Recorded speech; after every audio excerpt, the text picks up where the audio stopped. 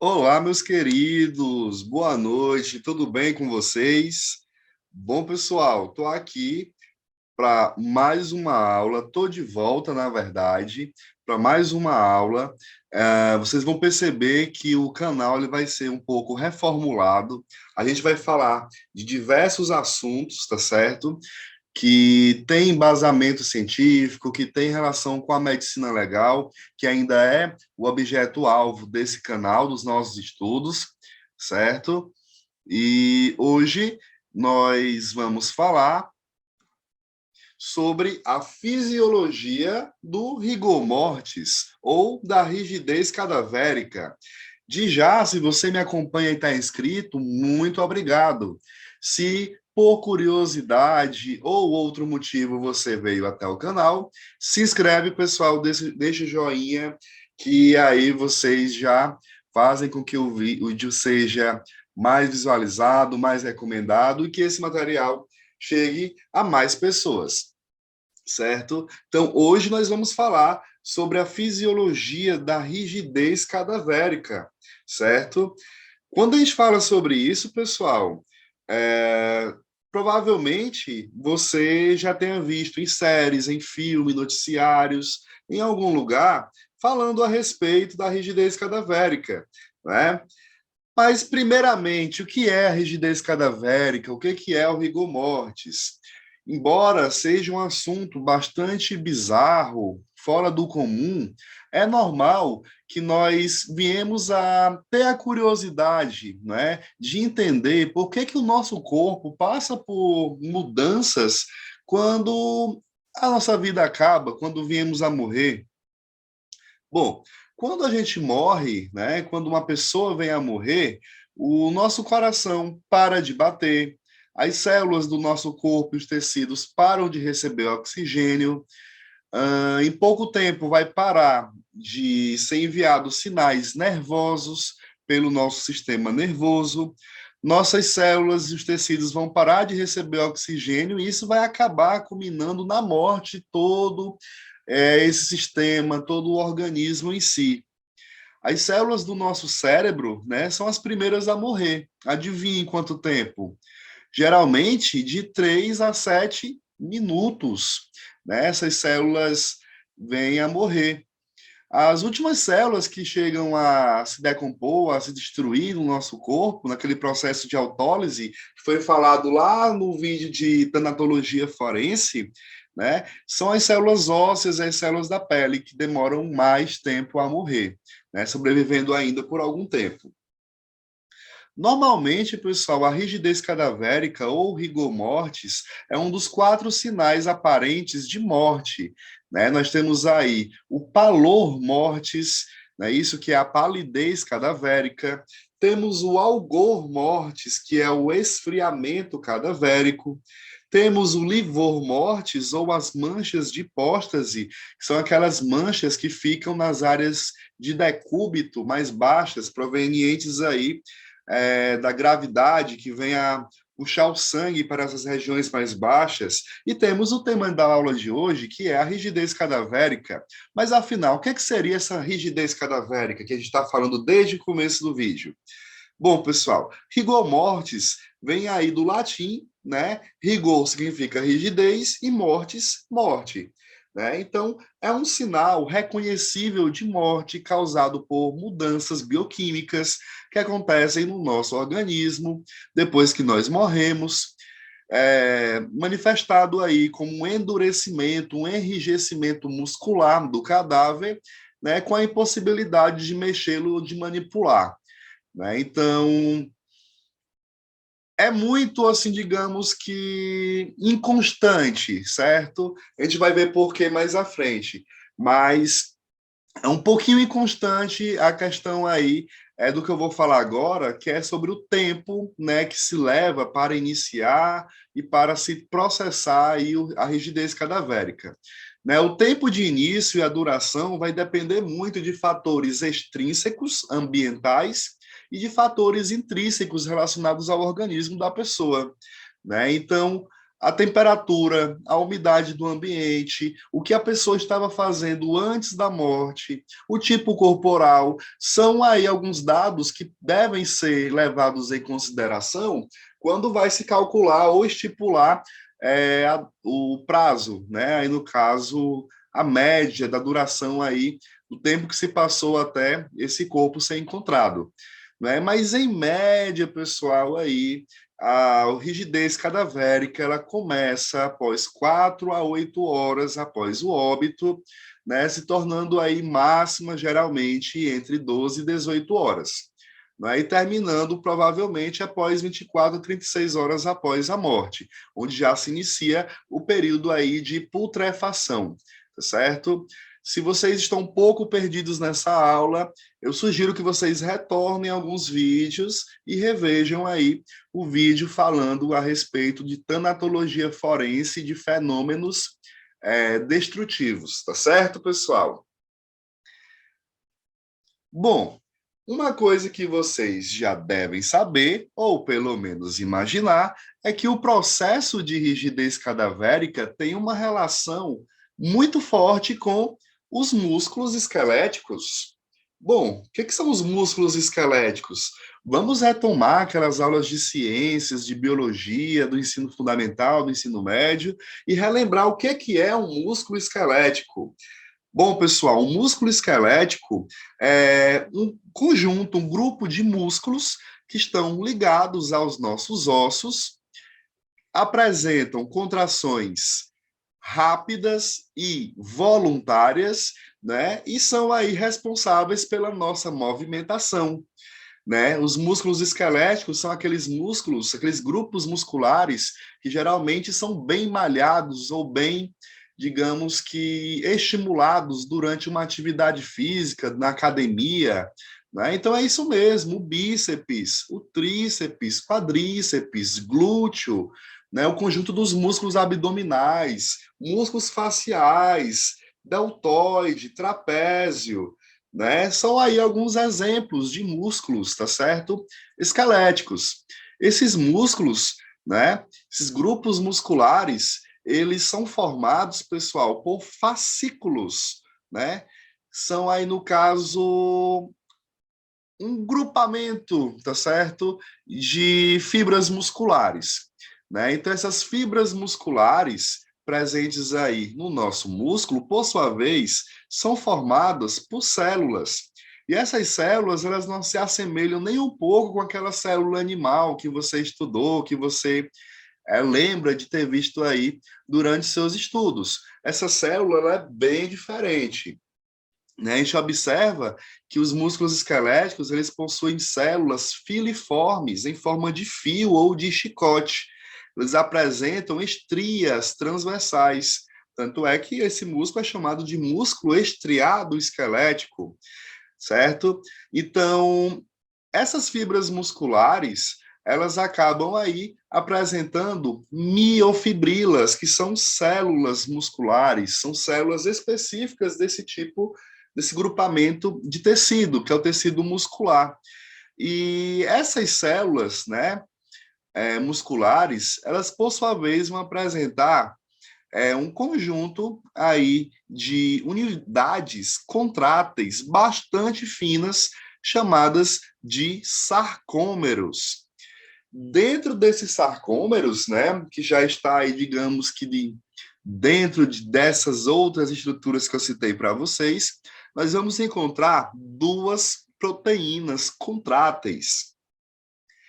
Temos aí a proteína actina e temos também a proteína miosina. Talvez esse nome não seja tão estranho para vocês, né? Nós sabemos que para realizar a contração e o relaxamento muscular, nós precisamos aí, né, microscopicamente, de um deslizamento entre essas duas proteínas, esses dois filamentos proteicos, a actina e a miosina. Então, o deslizamento entre esses dois filamentos pode resultar no encurtamento do sarcômero, resultando na contração muscular, ou no alongamento desse sarcômero, resultando em um relaxamento muscular. O que vocês precisam saber agora? Que para que esse mecanismo aconteça, para que o deslizamento e a contração muscular aconteça, precisa do elemento químico cálcio disponível para essas células e para o sarcômero, e também precisamos de ATP. O que é o ATP? É a moeda energética. Nós precisamos de energia para poder realizar uma contração muscular. Então, você aí que está assistindo a aula agora, faz aí o MUC, né? Vamos lá, fazendo o MUC. Estamos fazendo o que? A contração, certo? Do bíceps, do músculo estriado esquelético, que está localizado aí no seu braço. Então, quando você está contraindo o bíceps, você está encurtando o sarcômero, fazendo com que os filamentos de actina e de miosina deslizem uns sobre os outros para que seja possível a contração ser realizada. Vou fazer uma comparação que eu sempre faço em sala de aula com os meus alunos. Sabe um portão eletrônico que desliza sob o trilho para poder abrir e para poder fechar? A contração muscular é bem parecida com esse processo. Bom, esse portão eletrônico, né, ele é aberto no controle. Você abre e fecha ele no controle.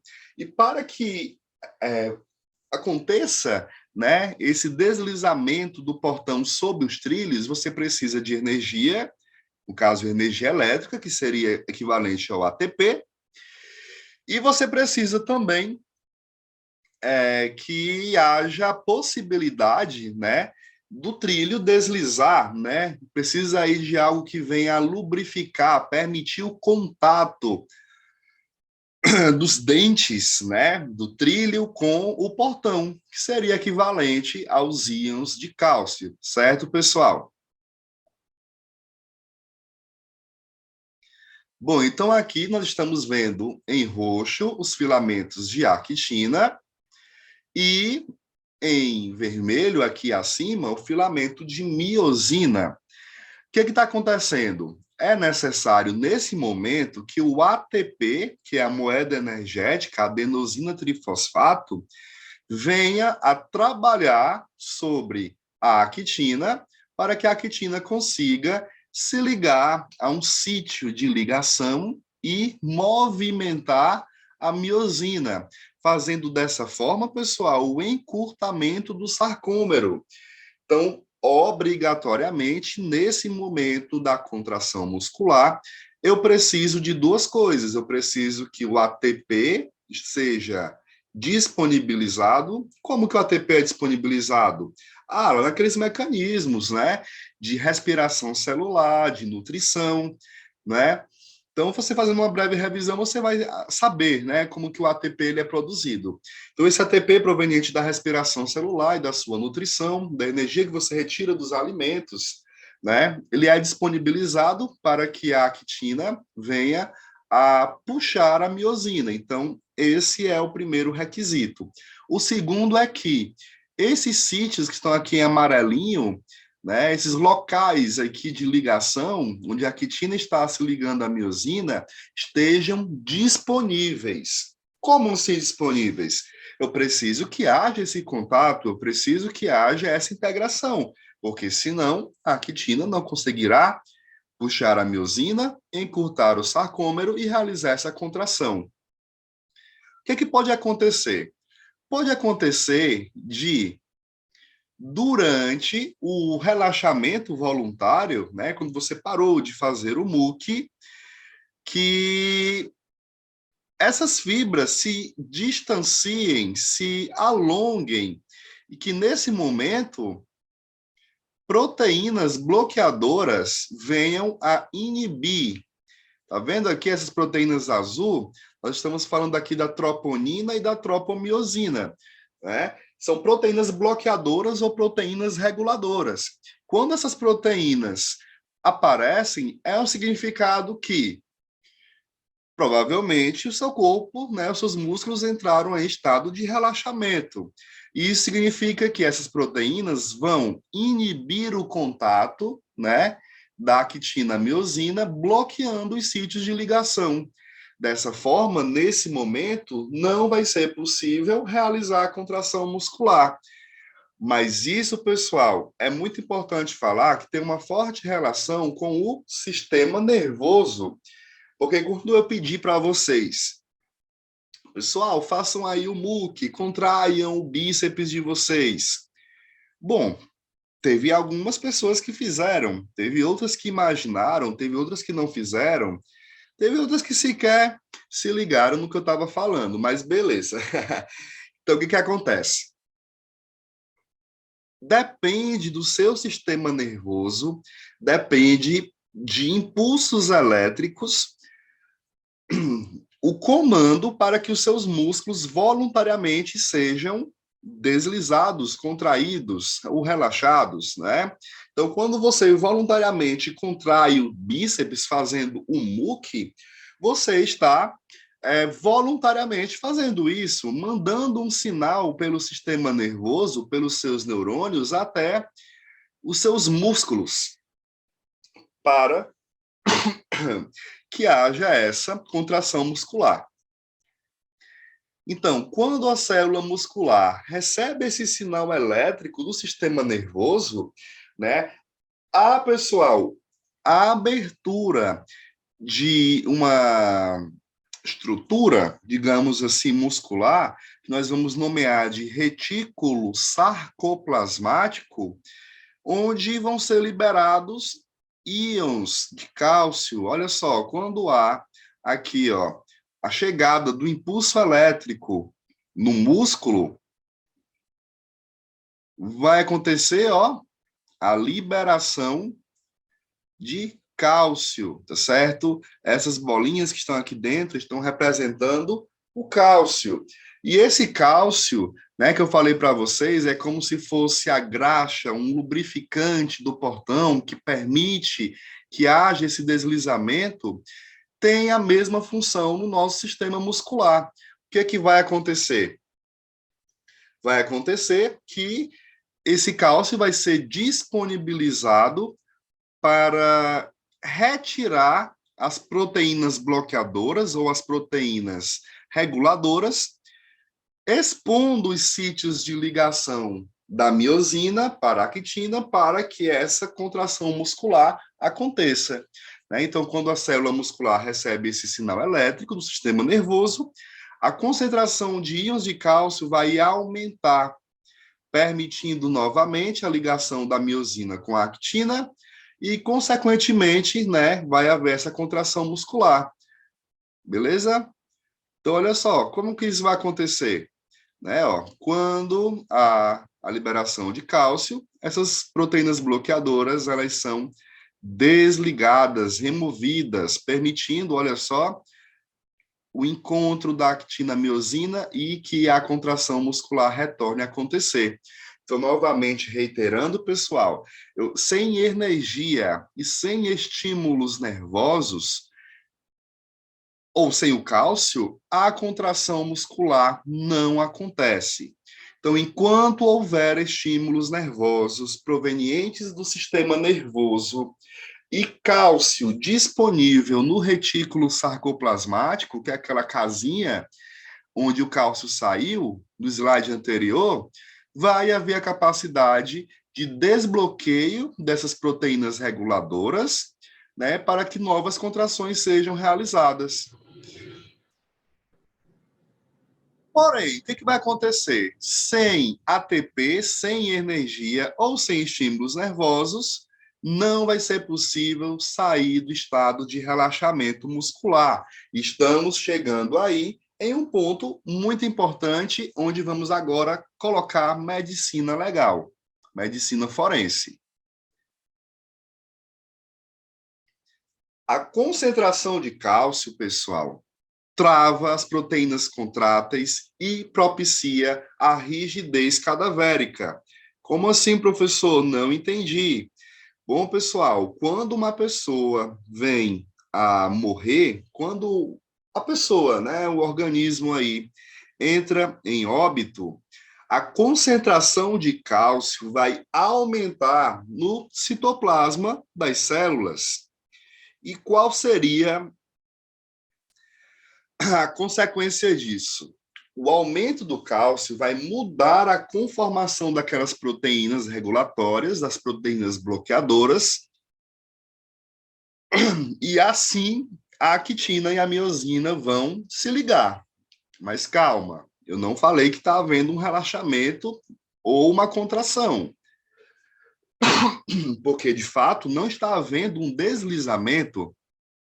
Eu só falei que com o aumento de cálcio provocado aí após a morte, tá certo, da pessoa, a actina e a miosina vão se tocar.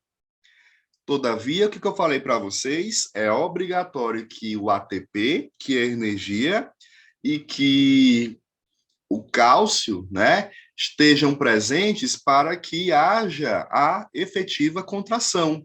Mas sem esse ATP, sem a energia disponível após o óbito, já que cessou a respiração, acabou a respiração celular. O coração parou de bater, parou de circular nutrientes, parou de circular oxigênio, cessou a produção de ATP, acabou o ATP, a actina e a miosina vão permanecer ligadas, conectadas, mas elas não vão mais conseguir se destravar, né, tão facilmente. Elas não vão conseguir se desligar, né, desse contato tão facilmente. E é isso que vai provocar a rigidez muscular, a rigidez cadavérica. Além disso, vai se acumular lactato, que é o ácido lático, certo? Mas eu falei como inicia a rigidez cadavérica, né? Com o contato da actina e miosina e a ausência do ATP para que o movimento seja realizado. É como se o portão eletrônico tivesse faltado energia. Você tem até o controle, né? Você tem o contato do portão com o trilho, mas você não tem energia que faça com que ele se movimente. Então ele fica o quê? Travado, igual os nossos músculos ficam durante o processo de rigidez cadavérica. Mas como que essa rigidez cadavérica vai acabar? Será que vai surgir ATP de algum lugar para poder fazer essa contração retornar, voltar a acontecer? Não, pessoal, de já eu adianto, não vai haver mais liberação de ATP ou ATP participando desse processo. A rigidez cadavérica, o rigor mortis, vai acabar quando os nossos lisossomos, que são aí organelas citoplasmáticas, começarem a liberar, extravasar enzimas, né? Enzimas destrutivas, enzimas que vão culminar na destruição celular, certo? Nossos tecidos, todos os tecidos que vocês imaginarem, incluindo o tecido muscular, que é o que nós estamos falando agora. De maneira geral, vai entrar em degradação natural após algum tempo, né, de inatividade do metabolismo. Deixando, né, de receber oxigênio, nutrientes, a célula percebe, ué, está acontecendo alguma coisa errada, o que está acontecendo? Ah, quer saber? Dane-se, vou explodir. O que acontece? Os lisossomos começam a realizar autólise, autodestruição da célula, né? Então, o rompimento dessas vesículas enzimáticas dos lisossomos, né, resulta na liberação de enzimas que vão ser enviadas para o meio celular, que vai começar a degradar células, destruir tecidos, órgãos, sistema. E é o que eu falei para vocês, a rigidez cadavérica acaba quando se inicia o processo de putrefação. E a primeira etapa da putrefação é a autólise. Começa uma degradação minúscula das células que vão começar a desorganizar tecidos, órgãos, sistemas e, por fim, todo o organismo. Então, a rigidez cadavérica acaba quando se inicia a autólise, a primeira etapa da putrefação, certo? Então, acontece a destruição das proteínas, actina e miosina, os outros componentes, né, o sarcômero, os miócitos, as miofibrilas vão se destruindo, e isso vai provocando um relaxamento muscular. certo? Então, após, né, um período aí de 24 ou 36 horas, dependendo do caso, eu sempre falei que depende, né, de fatores intrínsecos e extrínsecos, vai haver aí, no caso, né, o fim da rigidez cadavérica anteriormente adquirida. Mas e aí, quais são as aplicações médico-legais? Já falei da fisiologia da rigidez cadavérica, mas o que que isso tem a ver, o que que isso interfere na leitura de um perito, de um médico legista, na cena de um crime, na sala de necrópsia, no IML? Quais são as aplicações médico-legais? Bom, classificamos a rigidez cadavérica, o rigor mortis, como um fenômeno abiótico consecutivo. Relembrando, o fenômeno abiótico é aquele fenômeno que denuncia a ausência de vida. E ele é consecutivo porque ele demora a se instalar, não é algo instantâneo. Morreu, enrijeceu. Não é assim. Como a gente viu, tem etapas, não é isso? Então, a rigidez cadavérica, ela geralmente vai se iniciar de algumas horas após a morte, certo?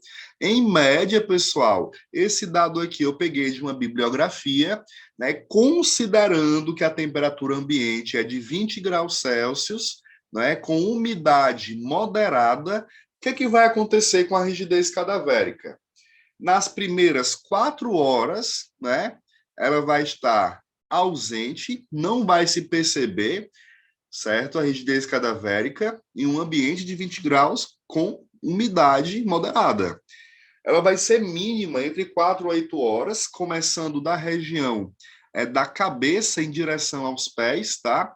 Já já eu falo melhor sobre isso, mas a rigidez cadavérica ela tem um padrão, ela começa da cabeça em direção aos pés, é de cima para baixo. Entre 8 a 12 horas ela é moderada. A gente percebe que em intervalos de 2 em 2 horas, a rigidez cadavérica ela vai progredindo e vai alcançando aí cada vez mais partes do corpo. Né? Ela é avançada entre 12 a 18 horas, completa, né, no corpo inteiro de 18 a 24 horas. Após esse período, vai começar o processo de autólise, né, de destruição celular, que vai marcar, aí, no caso, o fim da rigidez cadavérica. Então, aproximadamente nesse intervalo aí de 24 a 36 horas, nessas condições ambientais, né, de temperatura e umidade, né, finaliza aí a rigidez cadavérica de 24 a 36 horas. Mas também pode demorar até 72 horas para que o corpo relaxe completamente. Mas isso vai depender de alguns outros fatores que nós vamos falar daqui a pouco. A rigidez, né, como eu falei para vocês, geralmente ela vai seguir uma progressão descendente, é de cima para baixo. Então, a rigidez ela se inicia na mandíbula inferior, né, na região da cabeça, depois segue para a nuca, para os músculos do rosto, os músculos faciais, para o tronco, membros torácicos, né, os membros superiores, e vai progredindo aí até alcançar, né, terminando aí nos membros pélvicos, nos membros inferiores. É o que nós chamamos de lei de Nisten. O que seria a lei de Nisten? Na verdade, ela é chamada, conhecida na medicina legal, como lei de Nisten-Sommer. Né? Se o cadáver estiver em uma posição supina, né, horizontal, a rigidez ela vai ter início na face, nuca, tórax, membros superiores, abdômen, membros inferiores, desaparecendo na mesma sequência, certo? Essa é a lei de Nisten-Sommer.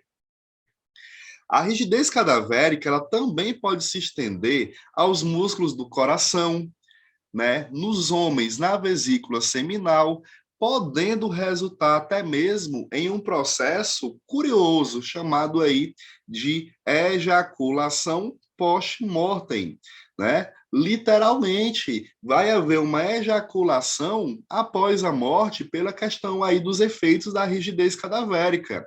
Né? Então, além da ejaculação, pode também haver uma ereção post-mortem, né?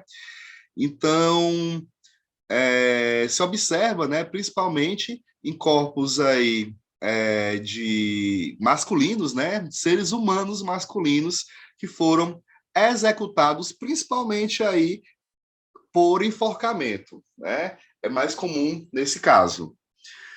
Pode-se perceber também que a rigidez cadavérica afete o útero, resultando em mulheres grávidas na expulsão do feto. Né? É muito comum que isso aconteça. Pode acontecer na bexiga urinária, né? Resultando aí em uma micção, pode haver a contração da pupila, tá certo? Então, a rigidez cadavérica é um fenômeno que afeta todos os músculos, né? Embora eu esteja falando inicialmente dos músculos esqueléticos, a rigidez cadavérica também afeta os músculos lisos e os músculos cardíacos. Músculos não, o músculo cardíaco, o miocárdio, certo? Todos os nossos músculos são afetados pela rigidez cadavérica. E a aplicação médico-legal, talvez mais importante, tem relação aí com a cronotanatognose. O que é a cronotanatognose?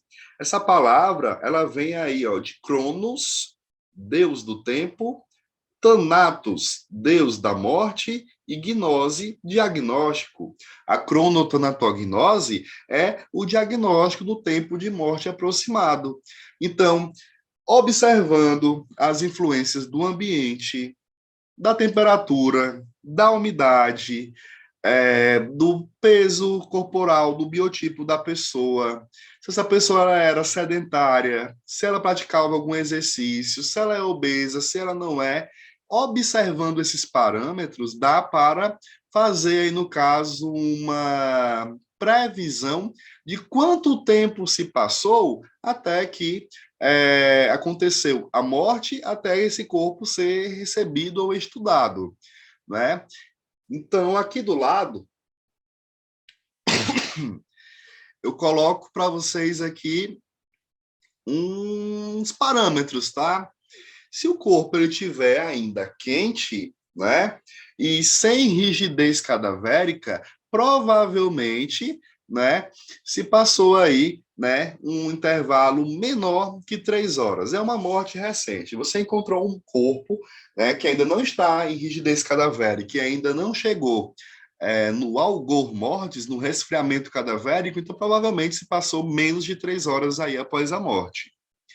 Se o corpo ele estiver ainda quente, né, e com sinais de rigor mortis, podemos estimar provavelmente que essa morte aconteceu entre 3 a 8 horas, certo? Lembrando que no algor mortis, a gente vai falar sobre isso em outros vídeos, a queda da temperatura acontece cerca de 1,5 graus Celsius por hora, né, passada aí, tá certo? Então, é uma queda progressiva. Se o corpo for encontrado já gelado, né, frio, e sem sinais de rigor mortis, provavelmente se passaram entre 8 e 36 horas. Se ele tiver gelado, frio e com rigidez cadavérica, seria, no caso, um tempo superior a 36 horas, tá certo? Mas, como eu falei para vocês, depende dos parâmetros.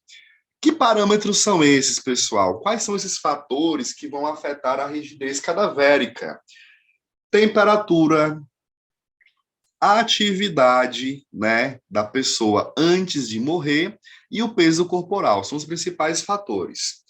Por exemplo, se uma pessoa for encontrada em baixas temperaturas, né, se um corpo for encontrado aí em baixas temperaturas, as baixas temperaturas vão inibir o processo de rigidez cadavérica.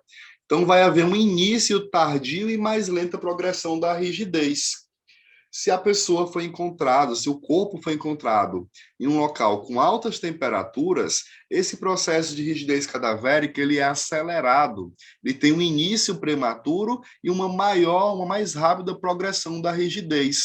Então, imaginem um mesmo indivíduo morrendo, por exemplo, em uma região do Nordeste, digamos aí uma temperatura de 32, 33 graus, e o mesmo indivíduo morrendo lá no sul, uma temperatura aí de 18 graus, né, mais ou menos. Vai haver uma taxa de instalação da rigidez cadavérica igual, sendo o mesmo indivíduo, mas em regiões diferentes? Não. No Nordeste, ele teria uma progressão aí mais rápida e o início prematuro. A rigidez cadavérica se instalaria mais rapidamente. No sul, mais tardiamente, certo? Em relação à temperatura. A atividade. Se a pessoa, antes, né, de vir a óbito, estiver realizando uma atividade aeróbica, dança, academia, corrida, natação, pedalada, caminhada, corrida, alguma coisa do tipo, a atividade aeróbica ela também acelera o processo de rigidez cadavérica, visto que vai haver aí uma falta de oxigênio nos músculos, né? Já que para que ela realize essa atividade precisa de um alto consumo de oxigênio, no momento da morte vai faltar oxigênio nos músculos, resultando em um acúmulo de ácido lático. O metabolismo faz com que a temperatura corporal aumente e tudo isso acelera o processo de instalação da rigidez cadavérica. Podemos dizer também que pessoas que são praticantes de alguma atividade física recorrente também apresentam aí, tá certo, uma maior facilidade, né, uma maior rapidez na instalação da rigidez cadavérica. Se essa pessoa for uma pessoa sedentária, no momento da morte ela estiver relaxada, descansando, né, esse hábito de vida retarda a rigidez cadavérica. Os músculos que recebem muito oxigênio e não gastam esse oxigênio na fabricação de energia, vai exibir rigidez mais lentamente. E a temperatura do corpo vai ser uma temperatura aí menor do que uma temperatura corporal proveniente de uma atividade física. Então, menor temperatura, início tardio e mais lenta progressão da rigidez.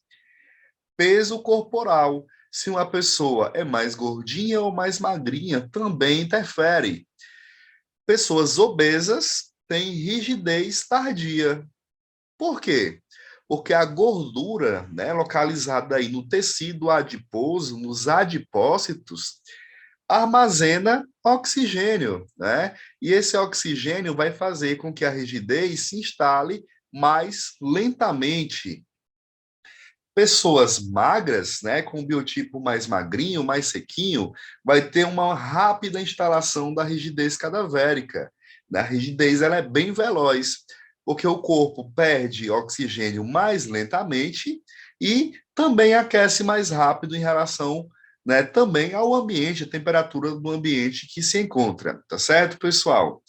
Então, aqui nós desmistificamos, falamos melhor a respeito da rigidez cadavérica, das contrações musculares, as aplicações e as implicações médico-legais, falamos dos fatores que interferem na rigidez cadavérica, e eu espero que essa aula tenha ficado aí, né, como um instrumento para você curioso, ou para você concurseiro, ou para você que simplesmente quer saber mais sobre o assunto, né, que tenha ficado de informação aí, de aprendizado, que você realmente consiga ter tido um bom proveito, certo? Deixa aí nos comentários, pessoal, alguma dúvida, um feedback, qualquer coisa aí que vocês achem que possa contribuir ou melhorar, tá certo? O nosso canal. Como eu falei, nosso canal vai passar por algumas modificações. Vou procurar ser bem mais interativo, trazer assuntos que vocês têm tido mais dúvidas ou mais curiosidade, para a gente junto aqui vir a aprender mais, né, sobre essa grande e linda ciência que é a medicina legal. Meus queridos, um abraço para vocês, até o próximo. Tchau, tchau.